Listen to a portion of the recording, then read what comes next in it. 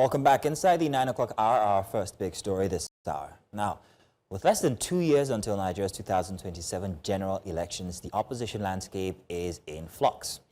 From defections to coalition talks, from mergers to bitter internal wrangling, the political chessboard is being reset. At the center of this storm is the African Democratic Congress, the ADC, the acronym on everybody's lips now, is now fronting a coalition of some of Nigeria's most recognizable political figures, including former Vice President Atiku Abubakar, Peter Obi, Rauf Aregbesola, and also David Mark, heavyweights. But while the alliance is being billed as a third force to challenge the ruling APC, cracks are already showing. Key players have not committed to a single platform. Internal disputes are spilling into the public, and critics question whether this is about ideology or simply a quest for power. Here's News Central's Sagir Ibrahim with an explainer on the new coalition and the political battles ahead.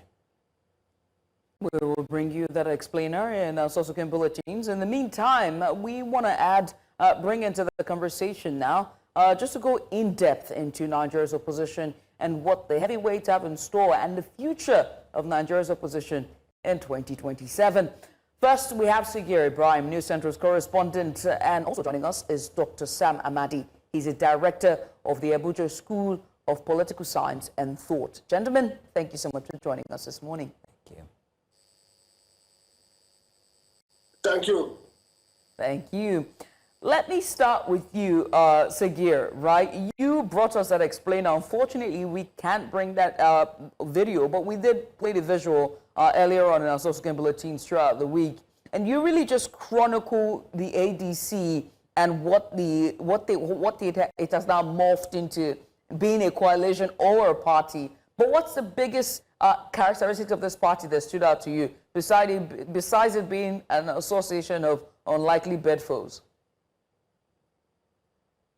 Yes, good morning, Mr. Thomas. Pleasure being here. Good morning, Dr. Sam. Well, for me, I would say it's seeming to put together quite a number of all of those politicians who, for a long time, from after 2023 till this point, have been very vocal in the opposition and also, have not wanted to be associated with the opposition, but then have some weight. So it looks like a coming together also of strange bedfellows, if you let me put it as that, who are hoping that this time they would get it right, especially with the mix of individuals like Alhaji Atiku Abubakar, Peter Obi, the Labour Party presidential candidate, and also Rotimi Amechi, all of whom at one point in time vied for the highest office in the land. So it's looking like all of these individuals, are willing to come together, put aside whatever differences that they have in the interest of power and in the interest of Nigerians, like they said, and in the interest of the progress of the country,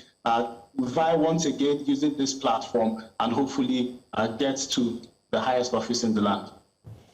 Dr. Amadi, Nigerians have heard third force before. It's not the first time. Sagir just told a few people who vied. But has any of them ever succeeded? I don't know if memory serves me right. Not really. So in this case, with this new third party, the ADC, and it's very many big names that are inside, do you think they stand a chance against the APC or the PDP? Dr. Amadi.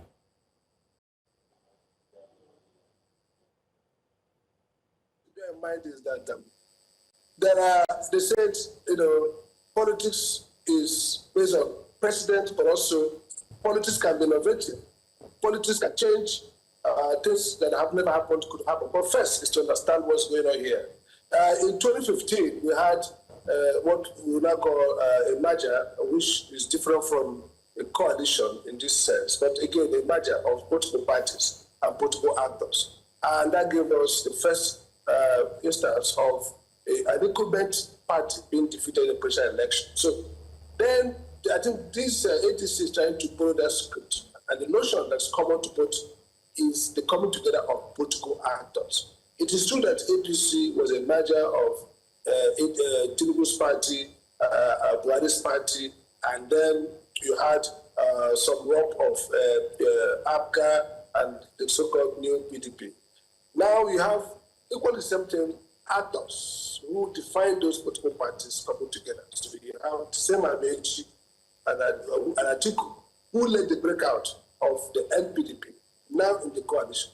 You have Aregbesola, who is an APC person, though not as prominent as we say Tinubu or Buhari, now also coming. We have David Mark, PDP stalwart, former Senate President 2 times, coming to lead also the parliament. So it's like this is deja vu in the sense that the same politicians opting out and creating something is similar. The only difference is that PDP and other parties have not come to merge to form the coalition. What's their prospect? 3 things determine it. One is the lack of popularity or otherwise of the ruling party.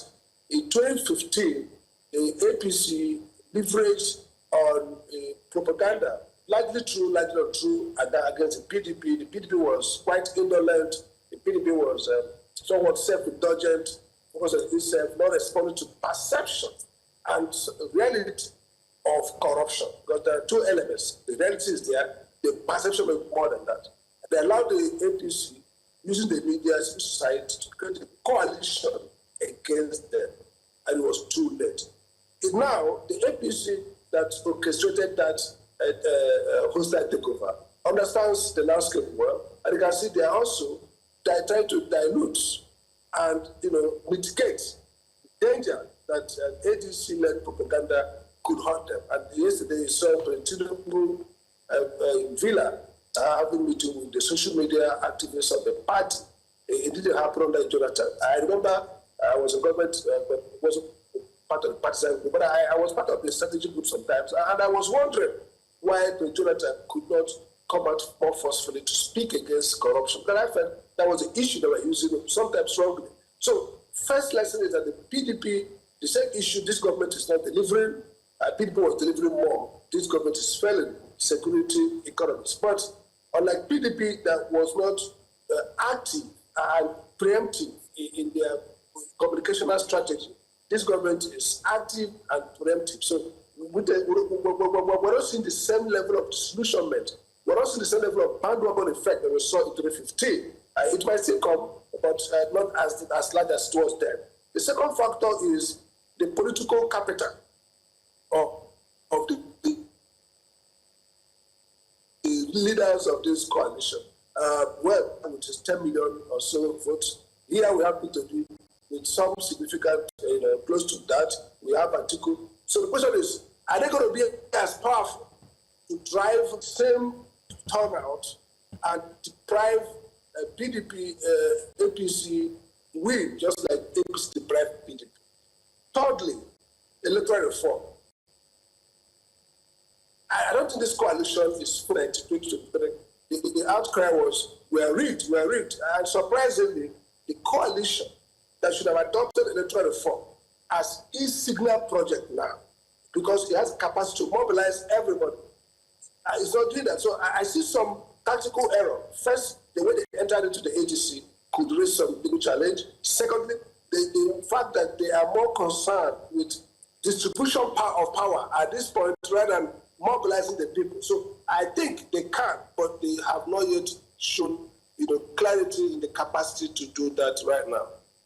Mr. Amadi, it's very interesting that Judith, sorry, you wanted to ask you a question. Go ahead. I mean, you just really chronicle, the future of opposition and what really the coalitionship is standing for instead, and really the distractions that is at play here. But Sagir, let me ask you, some of the big names in this coalition, they are juggernauts in their own right, whether it's Atiku, Amechi, or El Rufai. Now, El Rufai's membership, as well as Obi's membership, and Atiku has somewhat been have come to the fore, whether they have formally joined the party or the ADC or not. But it brings to fore the uncertainty of the coalition's credibility. Do you think that their membership or not will ascertain? Apologies, sir. But that's for Sagir. Just a second, sir. Do you think that their membership would sort of affect the uncertainty of the coalition's credibility? Yes, that's one of the challenges. Thank you, Judith. That's one of the challenges that seems the party has ahead of it. settling and addressing all of the issues regarding membership, especially for those who we perceive as the big wigs of the party. For instance, up until this moment, there's still some members of the party initially led by its former chairman, Rauf Aregbesola, who say that the coalition's intention to use the ADC to run in 2027 seems to be like an elite power grab, the description especially used by the former presidential candidate of the party, Atiku. So you see, even within the party structure itself, not everybody is happy with the fact that this coalition has come and are using the ADC to run. So there's that issue. And then there's also the issue of membership of other members who are yet to declare openly whether they are members of the ADC fully.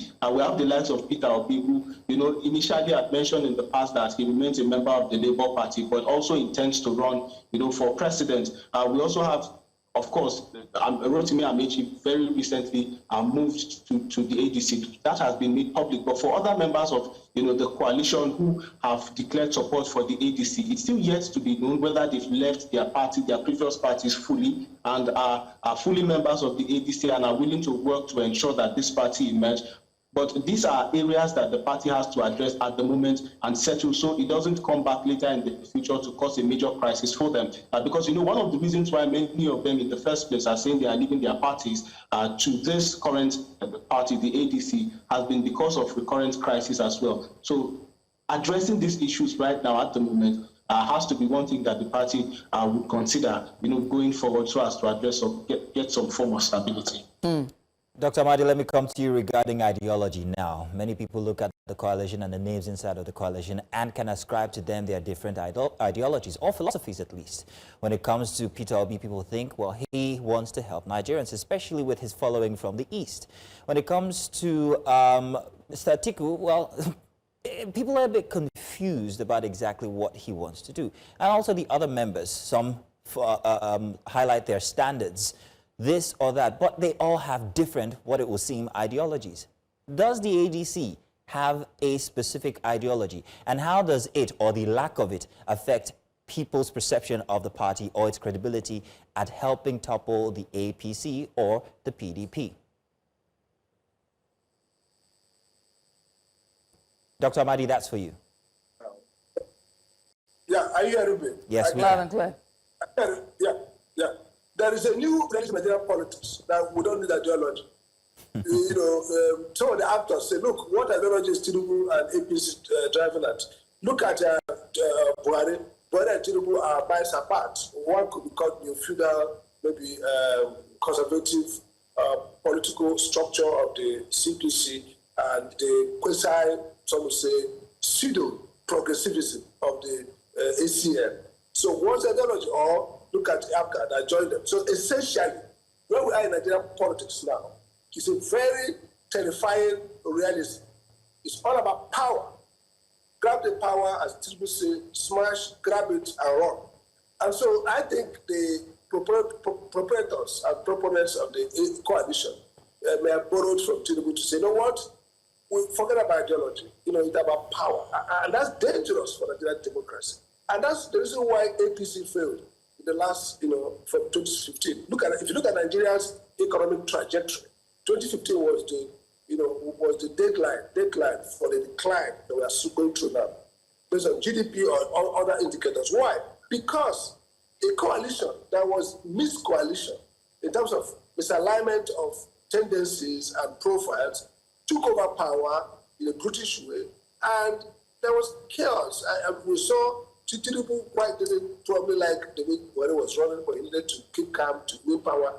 Once in a while, RFI wrote against the president. So it was just about power, and then not knowing what to do. So today, we are faced with also the question of power, and that's partly why some supporters of Mr. P2B seem to be perhaps reluctant or are not fully signed up to the coalition.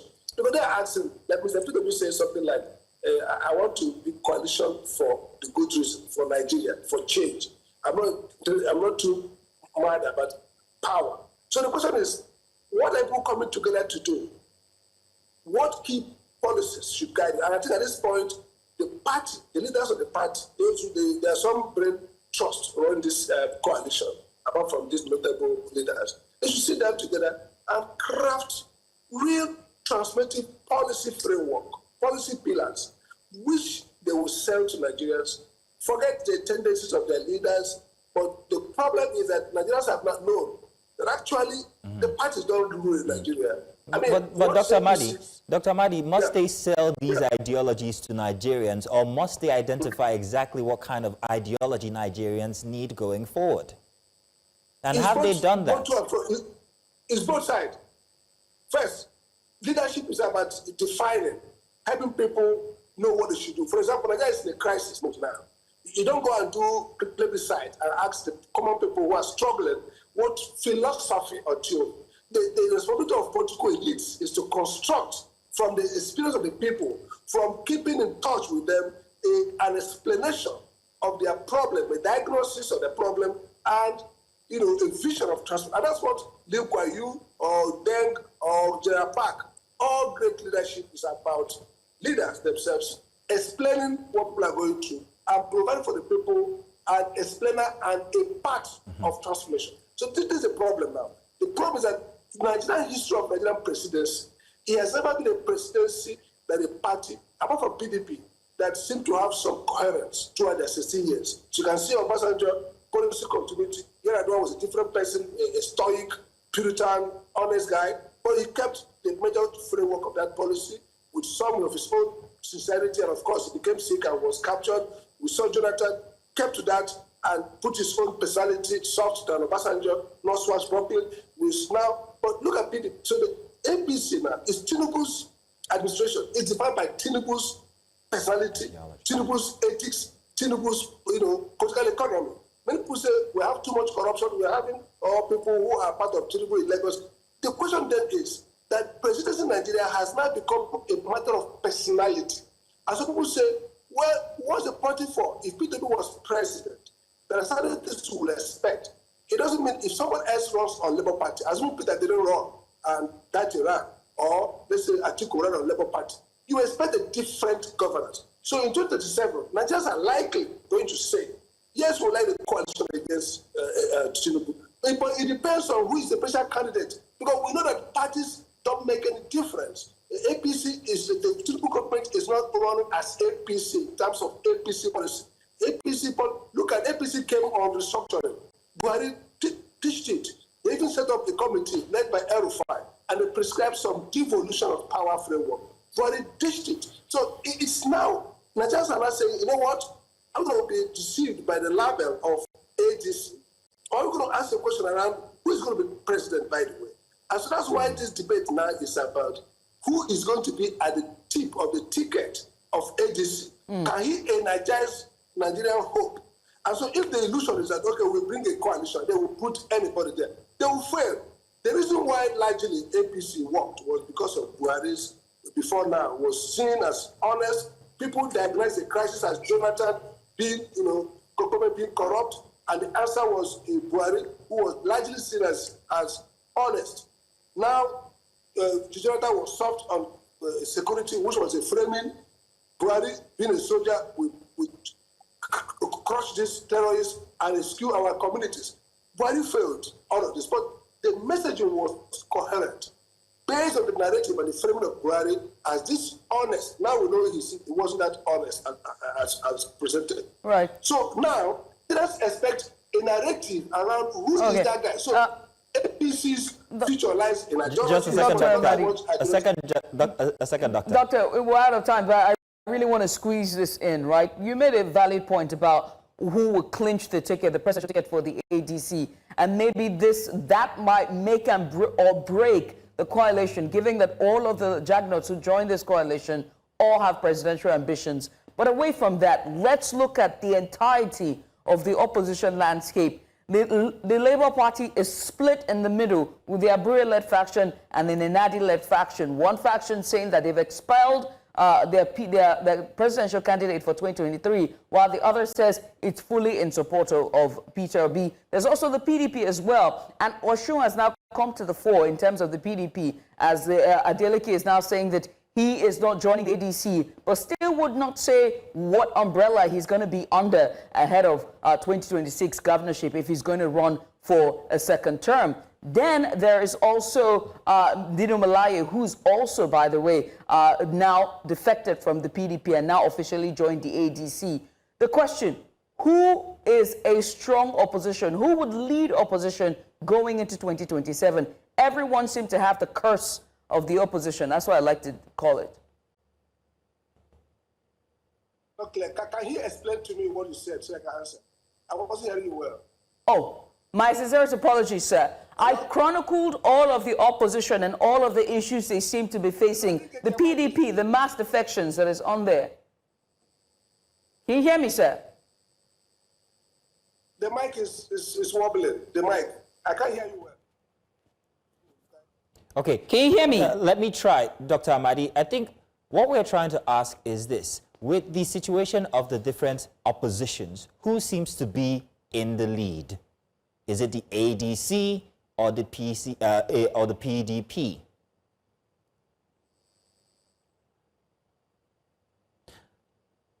I'm hoping we still have Dr. Amadi, if we can get confirmation on that. Otherwise, I might have to ask Sagir, since you've been following the matter and you've been testing the pulse of the people from the seat of power. Who do you think the people are seeing as the best opposition at this point, Sagir? And the rain falls on me. I really wish that that doctor would just miraculously come back. And well, no, you're stuck with it. Why are you always running away from my questions? You're stuck with it. But then, well, let me try. So it's a tricky situation, yes, considering the fact that the ADC, the coalition as it is still gaining momentum, if you would call it that. We do not know whether any of the arrangements that we are seeing is permanent yet, if you would call it that, because, I mean, people can still leave. Interests are still coming in. And so long as the party is open and these interests continue to come in, like Doctor said earlier, right now it's a matter of power sharing. And until these interests are satisfied, we cannot make any hypothesis now to say the figures we are seeing right now are the figures that will run the party in 2026, for example, or after a major convention that it has had. Let me pause you there, Sagir. Let me pause you there, Sagir. And I'm wondering if Dr. Amadi got the sense of what we're talking about now and if he wants to contribute. Go ahead, sir. Okay. Can you repeat the question again? I can hear you well. So I was asking about the future of opposition. All of the opposition parties, whether it's the ADC, Labour Party, or PDP, they seem to not be taking the lead. They seem to be falling in itself. Who will take the lead in the future of 2027? Okay. So the future of opposition, in my view, as of now, we will stand down APC as PDP as opposition until PDP shows it can create a coherent body. PDP is no longer the opposition to APC. It's now ATC. And individually, it's now P2B and Atiku. Primary P2B because he has taken upon himself to really oppose the government. Look, opposition party is a party that's opposing government. The party that takes their policy, their positions, attack them, and attack them consistently. PDP right now is no longer opposition party. PDP might bounce back if they deal with their crisis, namely, how do they manage Mr. Wike, who is clearly interested in working for Tinubu and killing the party, at least for now. So for me, I put PDP as a party in intensive unit. If it gets out of intensive unit, it might surprisingly bounce back with strength. It has a structure, but those are moribund and retarded. Now, ATC is a leading opposition party. But so far, I think the leadership, their fight and strategizing and working behind to undermine each other in terms of the ticket might be their undoing. So far, their publicity guy is doing well, so perhaps they should construct leadership away from the real actors for presidential battle, be Atiku and Amadi and others, and have a structure of policy and communication that is not beholden. The problem with them is that most of their communicators are already captives to these political leaders. So their communication is muted and conflicting. All right, I think that the 2027 opposition will be led by individuals, P2B, Atiku, and whoever else who is willing to present Nigeria's anger against the ruling party, articulate a way forward. That's the opposition. We move away from parties as opposition to individuals as opposition in 2027. Individuals as opposition in 2027. We saw that type of trend during the military rule. Hopefully, we don't see that. I wonder how that will play in the democratic climate. But many very insightful discussions, both of you gentlemen. Yeah. Thank you so much for coming on. Thank you very much, Dr. Sam Amadi, for, well, your very interesting, insightful opinion here. And Sagir, now you need to thank Dr. Sam Amadi for saving you from that last question. Thank you very much, gentlemen, and thanks for always being a part of Breakfast Extra.